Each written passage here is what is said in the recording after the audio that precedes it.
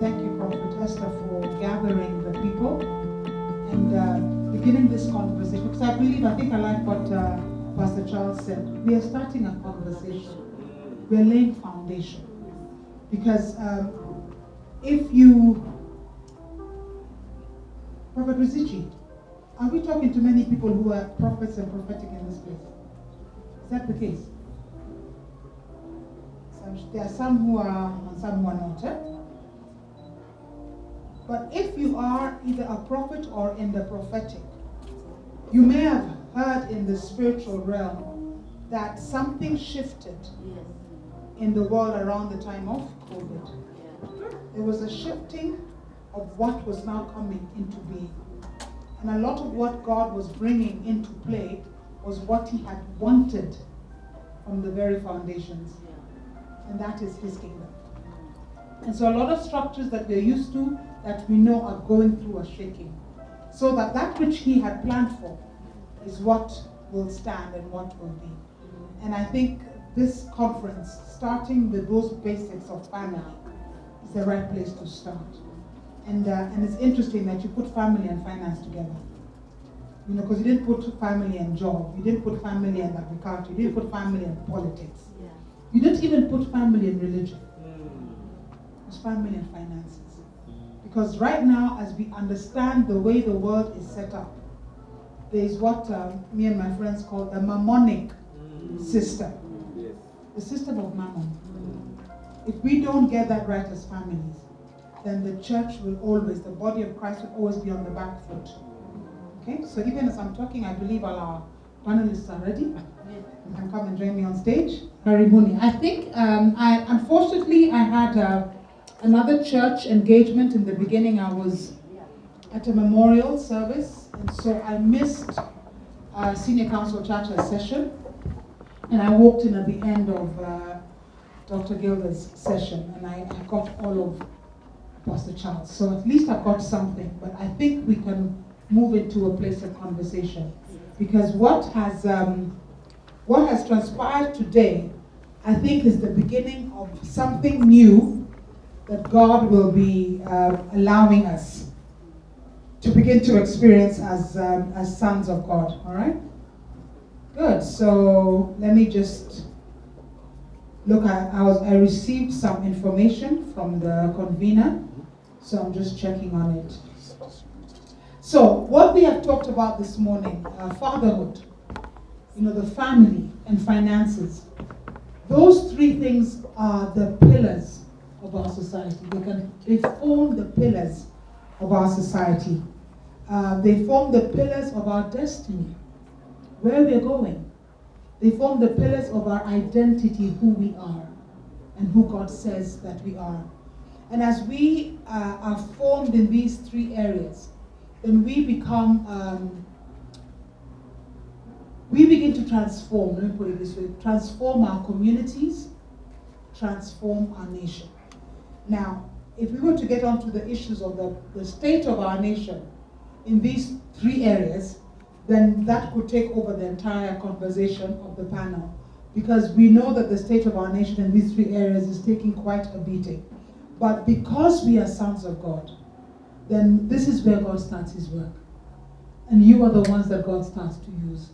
So our time now this afternoon, and we only have about half an hour for this conversation before we go into the next season of administration. We need to tackle some questions that you have given to us. And I know that maybe some of you have questions that have developed in the course of the day as you've listened to the conversations. And so I believe there may be a microphone that, do our panelists have microphones? Yes, if they could have, and then maybe have a microphone that can be used to rove for those who may need to ask a question from the side of the congregation. So as long as we have one that can move, that would be great. Excellent. So let me start by just talking to the panelists and asking a basic question from each of them, and maybe they can just give us their understanding. When you know that we are shifting into the kingdom of God season or era, what is the one thing that you know that we as the body of Christ needs to take note of? Just one thing that we need to take note of as the body of Christ as we move into the era of the kingdom. And maybe you could share it from the area where you had shared fatherhood, family, and finances. So we could start that and then we'll quickly go into the questions that came from the congregation. Okay, I'll start. Is it on? Yeah. I think what I would say is that as we have really entered that shift, what I said earlier was that we need to be alert. We really must be alert because the devil is not going to give in just that easily. It will be kicking and screaming and him trying to do whatever he can in family, because that's where your closest people are, whether it's your mother, father, sibling, husband, child. That is where we have to be alert. And when we are alert, meaning you're prayerfully alert and you have the discernment. So when we see things coming at us, we should be able to recognize and say, this is a battle coming towards me because of what I'm supposed to receive. And so you take it on, you know it's a spiritual battle on your knees. That's what I'd say. Thank you. I think I would say, I would agree with Dr. Gilda, but I would say also that when we talk about the kingdom has its own system, and the kingdom operates in a certain way, and so it would be very important when the shift is happening to align ourselves with the kingdom. What does that mean? Our posture of understanding. One of the things I shared is the disciples spent a lot of time with Jesus, but they kept missing. He was right there with them. One of the examples that I like very much and I make fun of is when he was in the boat with them. And this is very, very important even in this regard of the question. He's in the boat with them and he's sleeping or napping. He was lying down, like my wife would say. He was resting his eyes. And then there's a storm. And the very disciples wake Jesus up and they go like, don't you care, we are perishing, we are going to die. And I think Jesus is thinking, have you not read? This is not how I died. The Bible doesn't say, and he drowned to death. You know, that shows you how they were out of sync with the reality. Like seriously, guys, it doesn't say I drowned together with my disciples. And so, having that understanding of the posture of understanding how the kingdom operates and how it functions. And let me just chime in there. I think that's a very critical thing to understand, that because we are in this new season of the kingdom, Christ is at work. His word is at work. So there's no place that you're perishing because he's in the boat with you.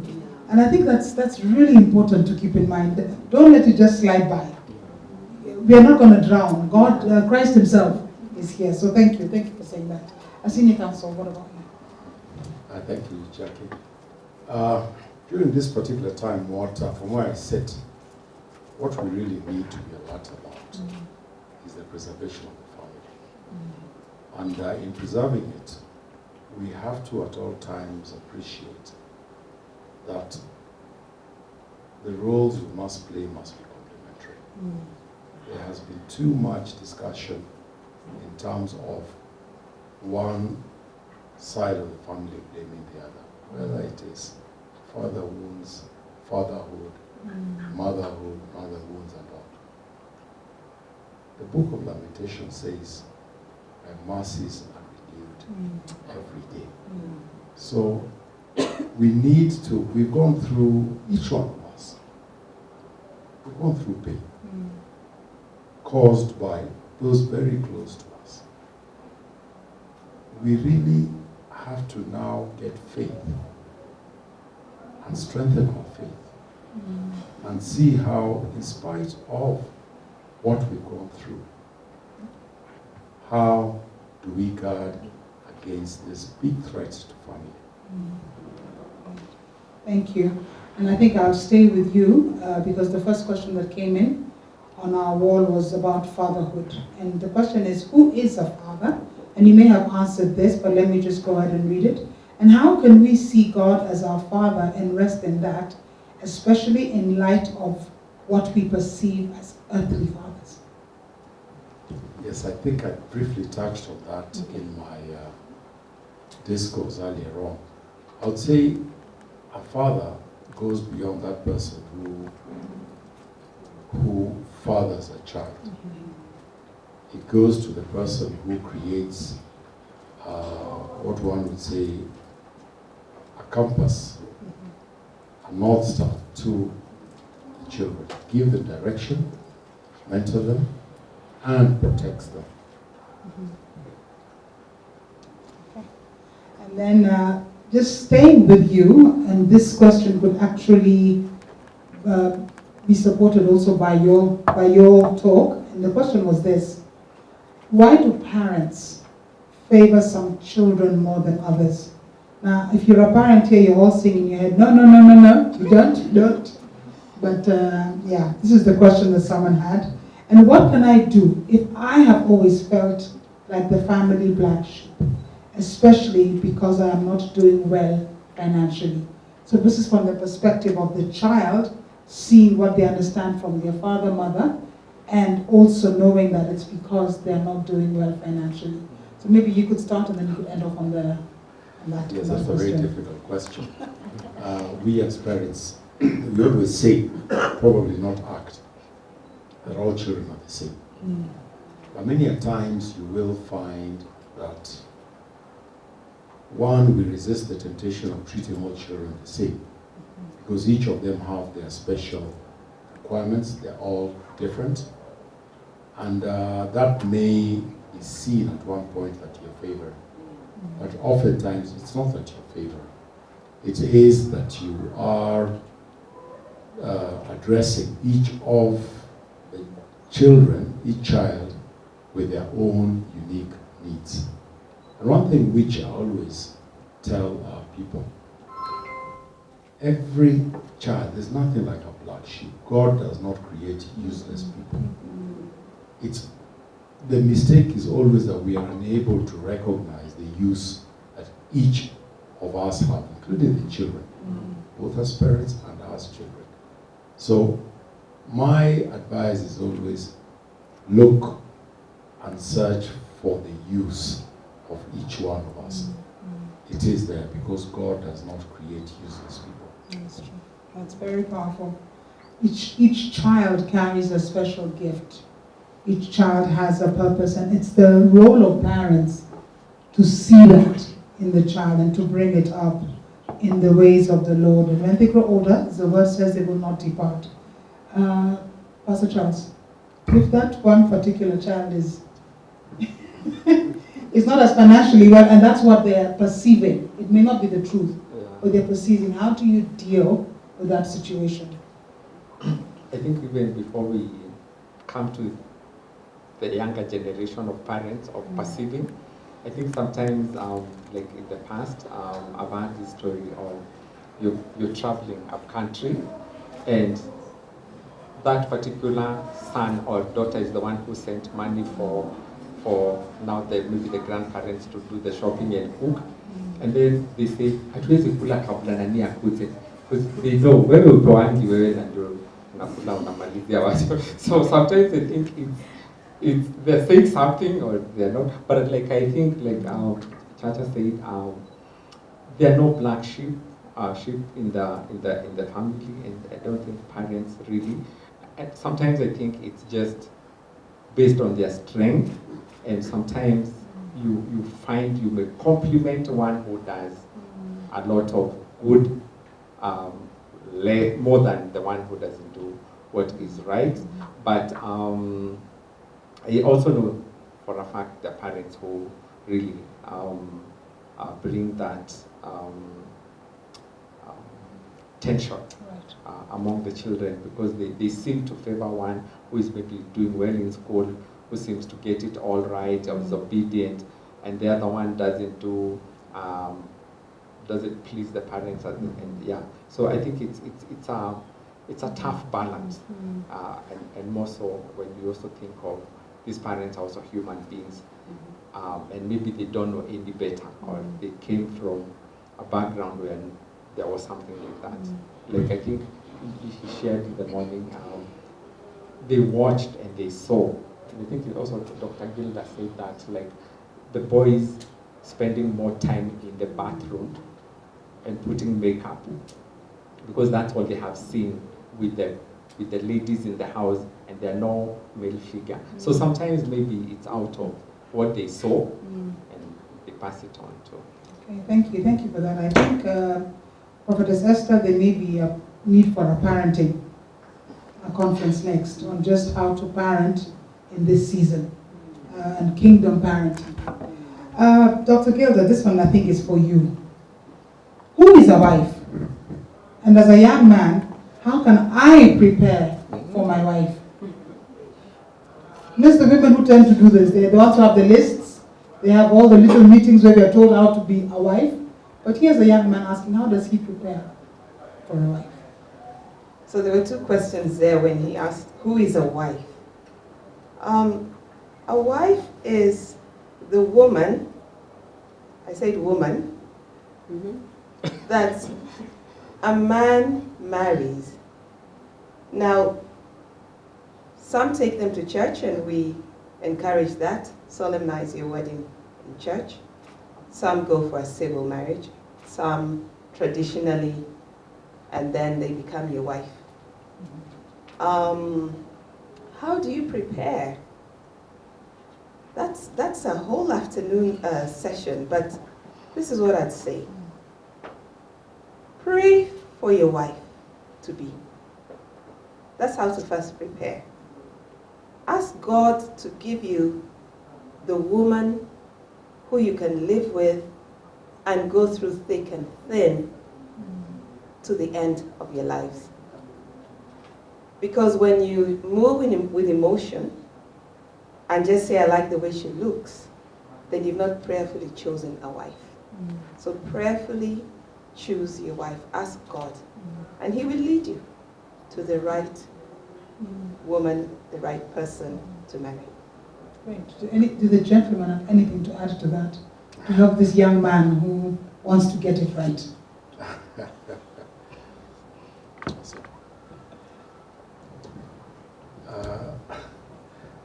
Before you start asking who is a wife and what are attributes, he must first address himself. Who is he?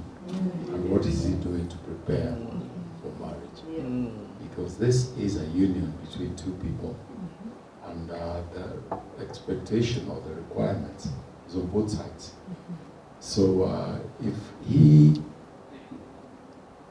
audits himself and is right, I'm sure he will get the right woman also.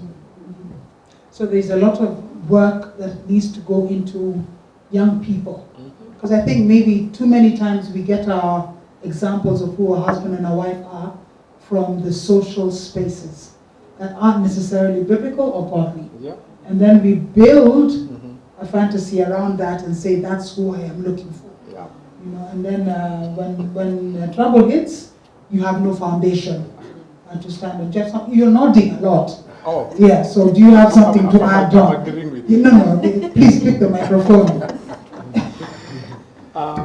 As Chacha was talking, it reminded me of, I think it was Jacob who was sent to go and get Rebecca. Okay, Rachel. Yes, and then Leah. And Leah. Okay. You see, he prepared himself. He went and he was. So I think there's the aspect of I do a bit of mentorship with young people, and I normally tell them, what is your value? Because you only attract your value. So I normally tell the young people, come away ukatiwa na smocha, your value is 70 bob. Smocha. So you will attract another guy who is his value is smocha. So, what is that?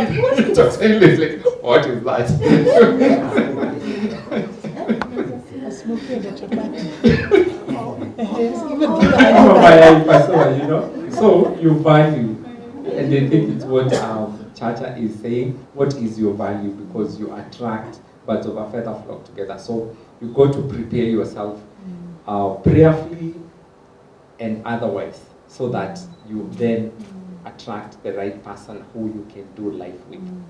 Yeah. Yes, I think just to wrap that up, you've all said it one way or another. It is important that you start with you. You begin to work on you and on yourself to prepare yourself for that. So thank you for sharing that. Now this one I want to leave it open. I don't want to point to anybody, but why there's an assumption being made here in this question first. So I will say the question, and of course you will hear the assumption. Why does love in marriage disappear at some given point? Why does love in marriage disappear? I like the way Mashara is always giving me the microphone. I think, remember when I was speaking, I talked about intentionality. That in any relationship, if you're not intentional, then you take each other for granted. It can be your sibling, you can even take your parents for granted, and then many people, even today, you hear them crying and saying, I miss my mom, if only I had a day with her again. Why? Because of taking for granted that that person will always be there. So when you say love fading, I think it's because familiarity is taken too far. Priorities change. People decide to prioritize other people than your own husband or wife. You're not bothered about seeing them or spending time with them. And just like anything that is not nurtured, if you don't nurture a plant, it dies. If you don't nurture friendship, it dies. If you don't nurture your love in your marriage, it could fizzle off and die. And so it's got to be intentional, like any other relationship. Nurture, and it's a work in progress. Let me ask a question to bounce off that. Could it also be that when people are getting into marriage, they are getting in not with the right kind of love? Because if you understand love from the Bible, there are 3 to 4 kinds of love. And there's the agape love, which is the one that comes from the Father. But then there's the eros love, which is the love between a man and a woman. Could it be that people come in with the wrong foundation of love, and that's what can't be sustained, and it fizzles off? Charles? I'll give Charles, but just to quickly say one sentence on that, I'd say yes. Yes, because love forgives over and over again. Love is patient, love is kind, you know that scripture. Love does not count wrongs. The same way you're able to forgive your sibling or your parent over and over again, if you come into the marriage looking at that person as him or her, and the moment there's one thing, you're gone, then that comes into play. So it's true what you say, that because love conquers all. The true love, agape love, conquers all. Yeah, I think my answer would also be yes. The truth of the matter is, and I believe the people who are married, they know marriage is not easy. We're talking about someone who has lived like this for a long time, and this other person who has lived like this for a long time. Then you're supposed to come and be one and agree on so much.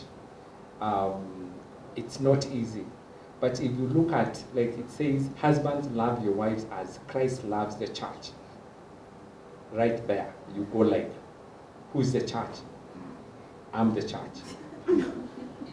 You know, it's like the church. But who is the church? Now, that's where now the rubber meets the road. Are you perfect? But does Christ stop loving us or loving the church? So I think I would say this. Before we got married, we were friends for like 10 years in between. And we never fought as friends. When we started going out into the marriage, we fought a lot. And it's later when now we went through that series of marriage and we were being taught how Christ loves the church and how the church is such a mess. And church is not that over there, it's this church. Then you start thinking, okay. Then you start looking, you stop looking at now some of the things that you went into the marriage with, like, and you start loving this person in a different way, and also knowing that is the person that God has brought into your life to do life with. And now you start to see them in that light of how God sees, how Jesus Christ sees the church. And I think personally, and just like a dog said, it's work. I think I would have asked that person whether they've been in a relationship. Because if you don't do those things in a relationship, it also dies. You can't have a girlfriend and a boyfriend and you just call them on Valentine's Day and then on Christmas Day. Utaachwa. You get what I mean? So it's the same thing with marriage. The same way you put work into relationship, it's the same way you put work in marriage. And you can ask the married people, there are times you don't want to be married. They don't know what that means. But Prophetess Esther, you're saying that the topics are loading, eh? Absolutely. For different conferences, eh? Thank you. Yeah. The question which the questioner has forwarded to you, it's an interesting one. Why does love fade? If I got it right. Yes. You know, at times also we confuse what love is. You see, when people get married, many people think love is a public display of affection, which it is at that particular time. But what sustains a marriage, as Charles has said, it's hard work, and it's love to stay with somebody who you are completely different. You have your different challenges, you have your different views and perspective of things. What makes you compromise, forgive one another, stick with one another is love. It may not be a public display, but it's much deeper than that public display of affection. PDA. I want to turn just for maybe 1, 2, or 3. We have a question sitting in the audience. Before I ask one final question, if there's anybody that has a question, just pop up your hand, the microphone will come to you, and that you could ask the question. Who they have a bond with the mother that is hard to break. So you find that mother is controlling the wife so much, in that anything he has to say, she has to consult the mother. And you find that it's bringing fracas in that marriage. So how then does one break the bond between a parent and stand to be the sole, like now when you marry, the wife leaves the family, joins the man, and then they get a family, right? So when there's that force from the external family and it affects the marriage, how does one handle that situation? Given that there's a child involved and both parties have to take care of the mental health. So does he leave the wife or does he stay with the kid? Relationships are complementary to one another. It's never in competition. And it's something for both I, as the married couple, and my parents as our parents to understand where they can intervene or contribute. And I also know, let me speak like a man now. You know, I heard Gilda say a moment ago that I'm head of the family. So if this neck, who's my wife, recognizes me as head of the family, she should be able to know that our issues, we deal with them within the house. Nothing to stop her from talking to her friends, within limits of course, or to her siblings or to her family, but ultimately decisions must be made within our family. And even we as parents, we sometimes unduly interfere with our children. The moment our children make that decision to get married, we must first recognize and accept that for them to get married, they are adults who are capable of making their own decisions. They will make their mistakes, they're entitled to do that. They will make their positive moves, we'll be happy for them. But let's not start treating them like babies that they were years ago. The moment we gave our consent to get married, we should let them chart their course. The Bible says, when a man and a woman, a man shall leave his father and mother and cleave to his wife. And then what God has joined together, It's no let matter. no man or mother separate. It is a challenging situation when it comes to the parental bond within the context of marriage. Does anyone have anything to add to that, or can I ask for one more question There from? was a question. This Okay. gentleman there. I just wanted to add a quick one. I wanted to just add a quick one to your friend. If he's torn between his mother and his wife, actually he's the one who can bring them together, because he's the common denominator, and must never choose between his mother and his wife, but bring them together.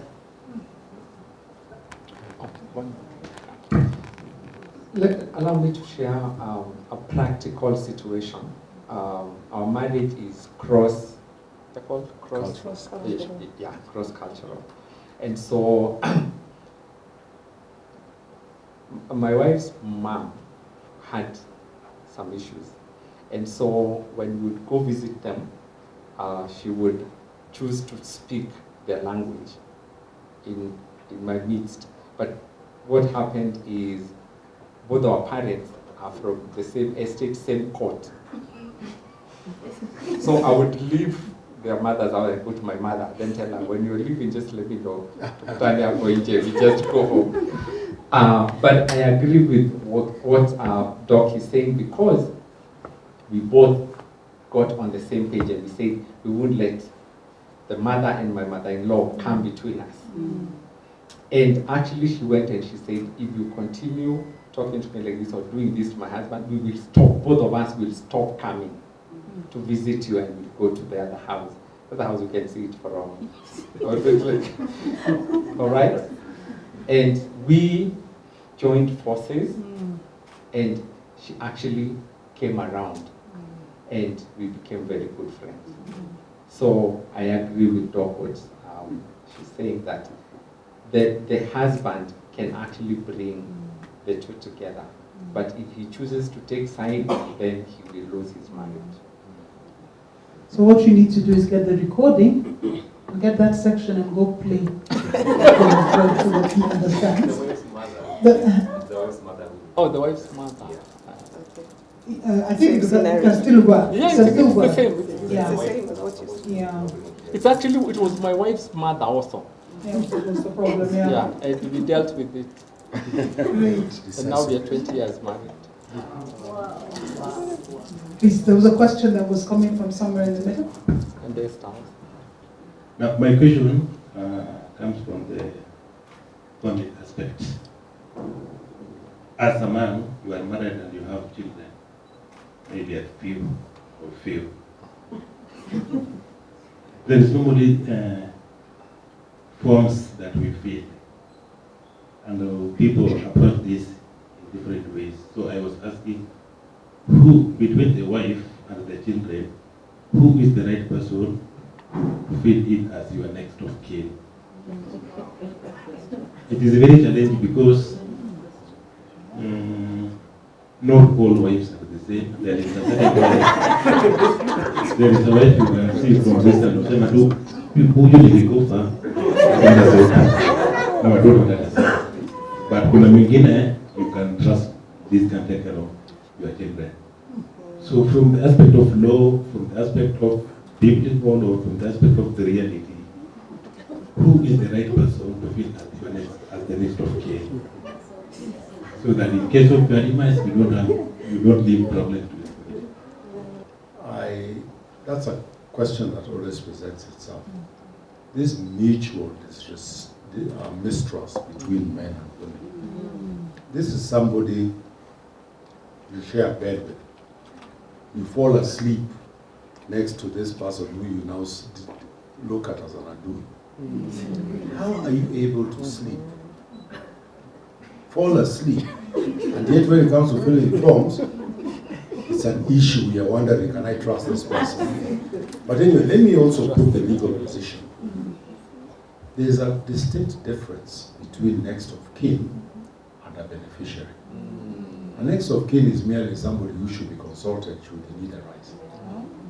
A beneficiary is a person who, in the event that there's any benefits to be paid, is paid to, the proceeds are paid to them. So next of kin, don't worry, it's just a person, if you fall in the office, you fainted, they'll come. If you put your child who's in school, grade 10, in boarding school, they won't be able to call that person. So get that quite clear. There was a friend of, there's a client who one time consulted me on a very interesting case. The lady was married and lost her husband pretty soon after the marriage.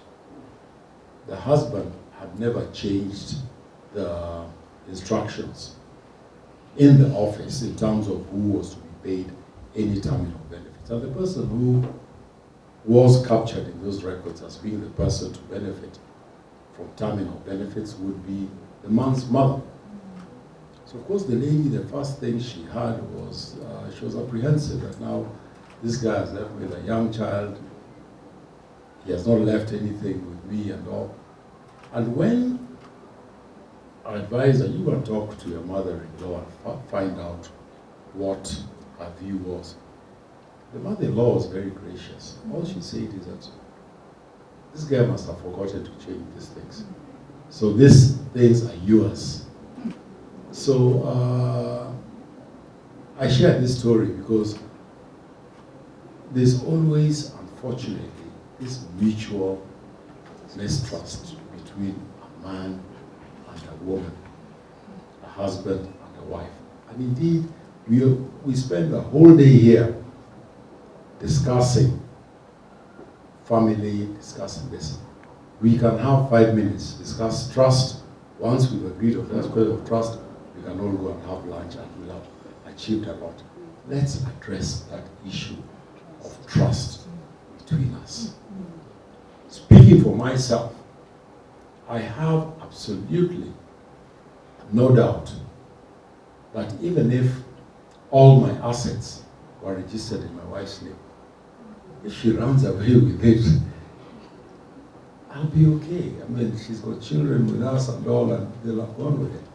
And I believe she also trusts me that if I run away with her assets,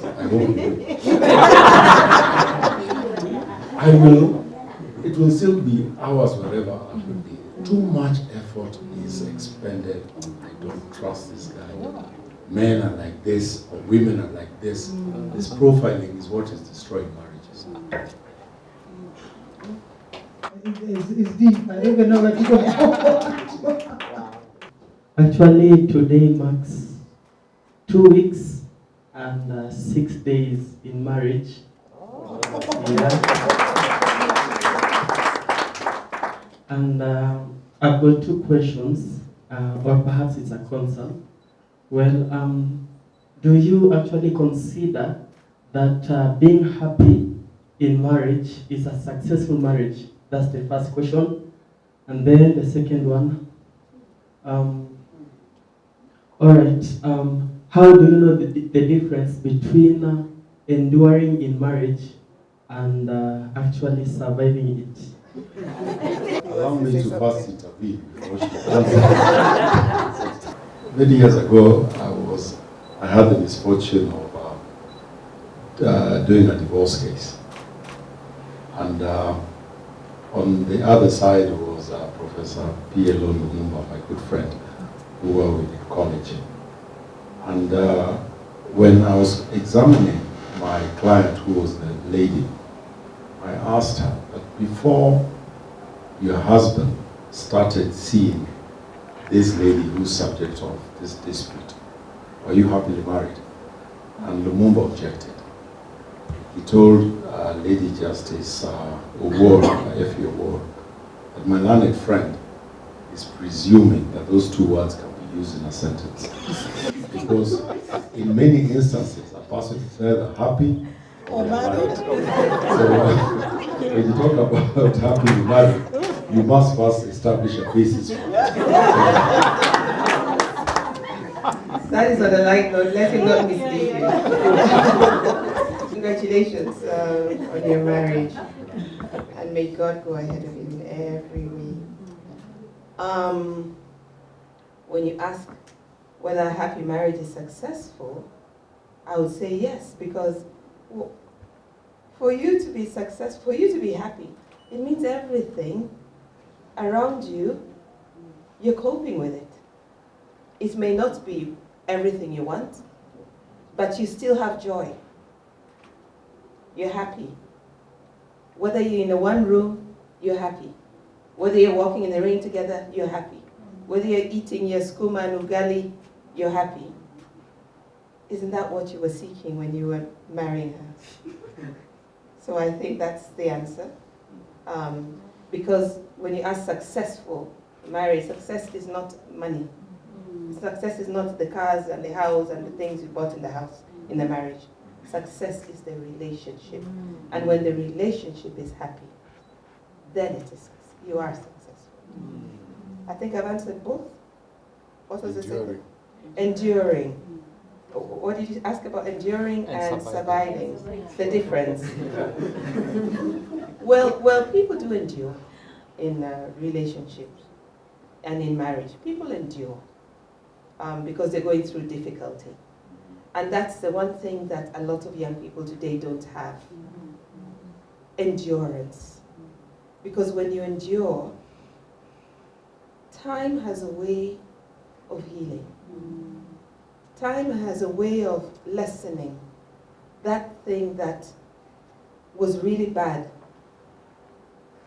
Time has a way of maturing you to look at things in a different lens, through a different lens than when you were looking at it maybe 3 years or 1 year. But when you endure, then you overcome. Surviving means you're just really not, you're there, but you're not there. I'd rather you endure it in difficult circumstances.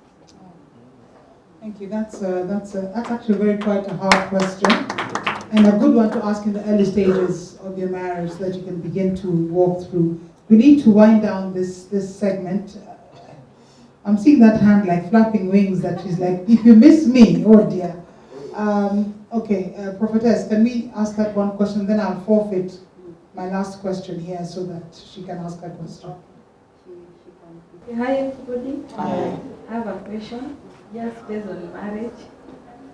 For example, as a lady, I have two questions. For example, as a lady, umeolewa, you are married to a certain family.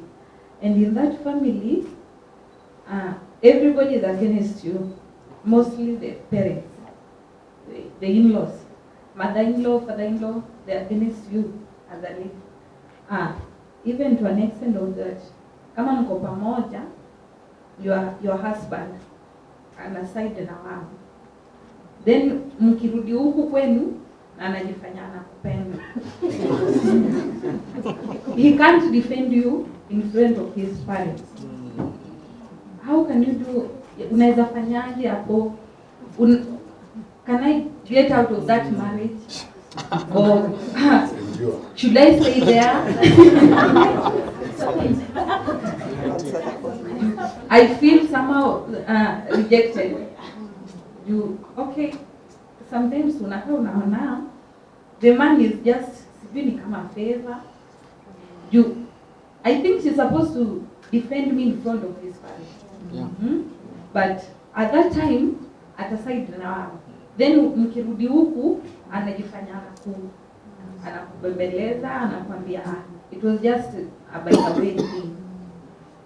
Another thing ni kitu ya 50-50. Nowadays girls we are not being married kama una kitu unafanya. A boy will approach you, atakuuliza what do you do? Alafu anakwambia kama ni bills za nyumba itabidi tumefanya katikati.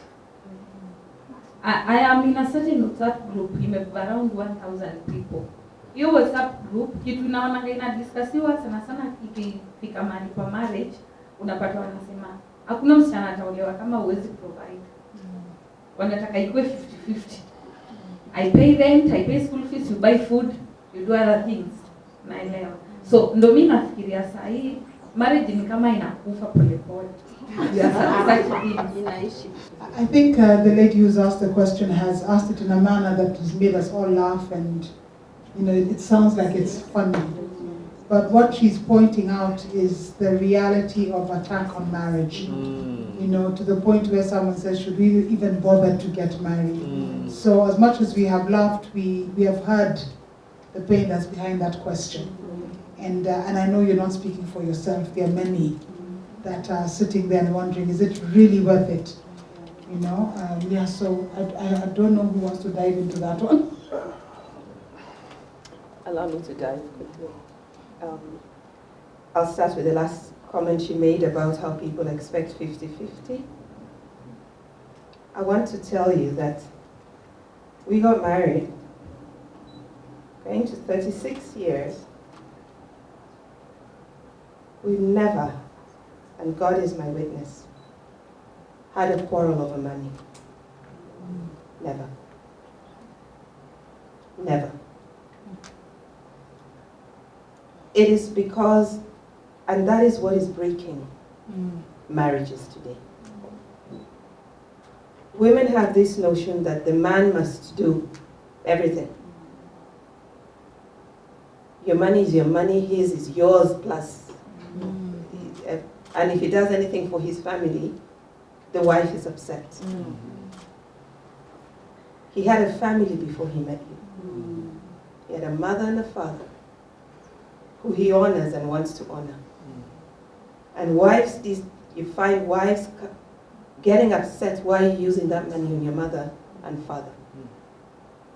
And dishonoring his parents through such utterances. That's the one comment the first thing I want to say. The second thing is, as long as your husband is responsible. And I make that disclaimer because some may be taking all the money, misusing it, and expecting you to still carry things. But if you both agree, because he gave an example that he says, you pay rent, he pays rent and this, and you do this and that. What is wrong with that? She has no job. You said if you have no job?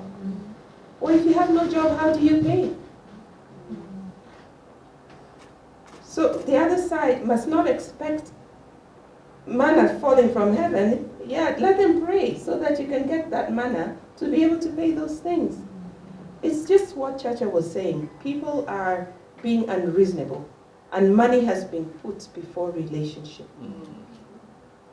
Money is destroying families. The mammon thing you talked about. That is the biggest elephant in the room today. Money. Whichever side expecting what. People must learn to be reasonable towards each other. When it comes to, very quickly on the issue of the dishonor, the parents-in-law and not defending, I can only make a comment and say it also, there are many times maybe it depends on how one has approached. You not disrespect your parents-in-law and expect your husband to take sides right there. So approach also matters when you disagree with what they're saying. Will you, if there's a shouting match, don't expect him to be happy that you're disrespecting his parents. There's a way to disagree with respect. But if there's respect and he's still not behind the scene, because you don't know what he's doing behind the scene. Maybe he will not choose sides right there, but behind he comes back. So this is a long conversation, Jackie, which I can see there are relationship issues, and because that's what family is built on. It's long discussions. Yeah. So, yeah, we definitely can't finish in the time that we have. And I really hope that more forums will be set in place for people to really come and ask these questions, because a 5-minute response cannot adequately handle something you've been facing for 3 years. You know, we need to sit down and really think it through. But this is the right place to do it, where the Spirit of God is at work. So let me just give you to ask you last, and then I'll hand the meeting back over to you. Yeah, actually what I wanted to ask is an advice for these young people, because you know most of them have been born in town. So you find there's a lot of intercultural marriages. And then after some time, you'll hear stories like, I just realized what they do is not what we do at home, or my culture is this, or my culture is that. And you find that, like one, I interact a lot with them. So I've been getting a lot of issues like atuskizani. You know, one, in communication, if language is a barrier, then everything else become a challenge. And I just feel maybe a piece of, maybe you can encourage them how to hold marriages, as even if they are of different cultures, different background, because we have to start from here. We don't want 3 months down the line, the one we think they are 2 weeks and 2 days. We don't want to. We want them to go for long. Yeah, so just an encouragement for those who are doing, who are already in a different culture, religion. I mean, marriage. I am a product of an intercultural marriage. And it happened in the 60s, where things were harder. You know, where you get the question, it's funny you could not find somebody amongst your own people to go boycotting of weddings and that kind of thing. So my grandfathers did not attend my parents' wedding ceremony. And at the last minute, my grandmothers attended, because they figured we can't just leave them on their own. And my parents met here in the city. So yeah, so they were not from the village, they were from 2 different tribes. And there was a lot of hard work that my mother, now things have changed obviously, that my mother had to do to get acceptance in my father's, because remember we're African, so you move into the man, I said African, not biblical. The women move into the men's spaces, right? And so she had to do a lot of work to be able to fit in, be accepted in those early years of marriage. And she did. My parents, I thank God they're both still alive, they're in their 80s. They've been married for 58 years. Wow. They're celebrating, this year was their 58th wedding anniversary. You know, and we're praying that they keep going, 60 should be around the corner. And it hasn't always been smooth sailing. But the one thing I can say is that the 2 of them, the husband and the wife, had to truly speak one language. And it's not the tribal language. It's not that my mom to date still can't speak my dad's language well. My dad cannot even speak a language. So it's not the language of, the earthly one. But they had to speak one language of unity. That we have chosen each other, and we're going to have to walk through whatever challenges will face us. And have there been challenges? Of course there have been. But there was that one decision that we will speak one language. And then they pass that on to us, their children. So we don't pick and choose which side we come from. We come from both. Because we have blood from both running through our veins. And they told us to speak one language again when it came to us as children. We don't favor dad's side, we don't favor mom's side. It is so bad that, this is the unfortunate, is that we as the children speak neither language. So we are English Swahili speakers, and for our Swahili it tends to be more like Oswahili.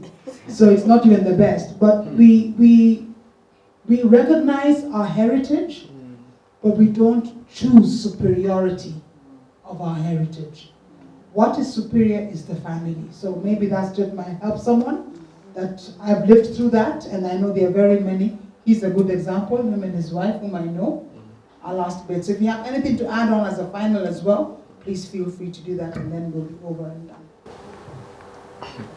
You know, the interesting thing is, until this comes up, it never crosses my mind.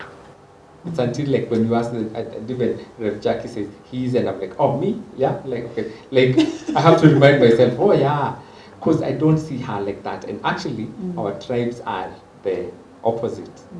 They're like from Mulima and the lake, you know. And you know, even people, not even like so long ago, they would still ask, like, how did you go through the post-election? It was 2007. Yes. Yeah, you know, and we were watching TV together and we were like, hiya, what are people doing? And we forgot that, yeah, maybe now, you know. So I think just like Rev has said, it's the unity.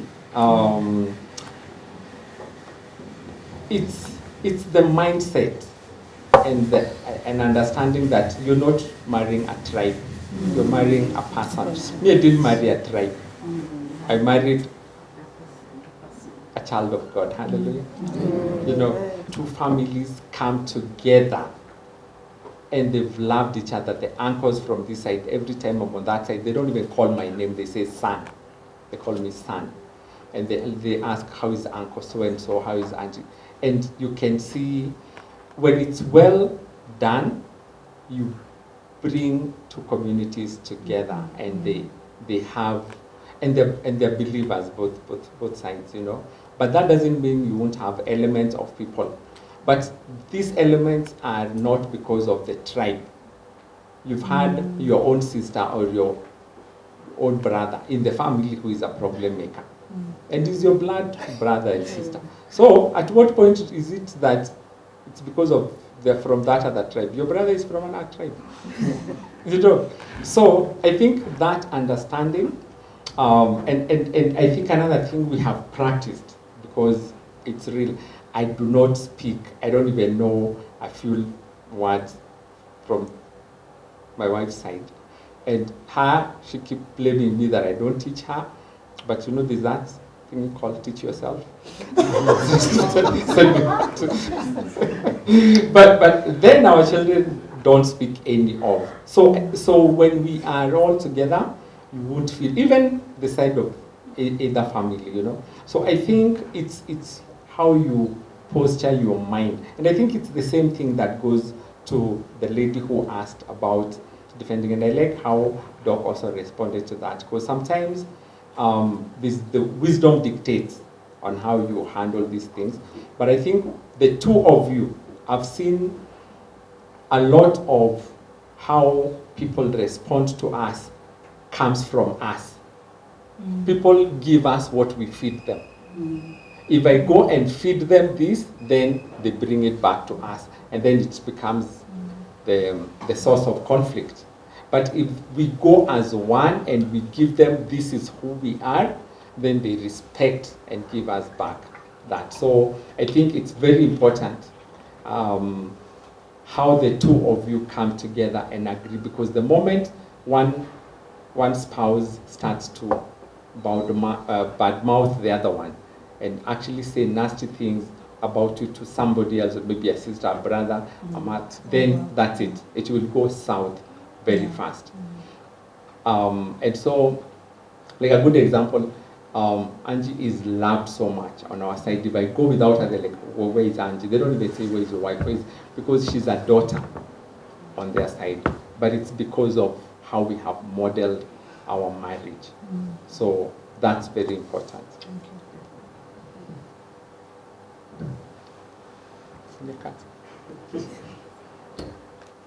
Well, thank you so much to the panel for your words of wisdom. I know that even as you were speaking for your sessions, you had already imparted a lot that people were able to hear and listen to, and to begin to build those foundations.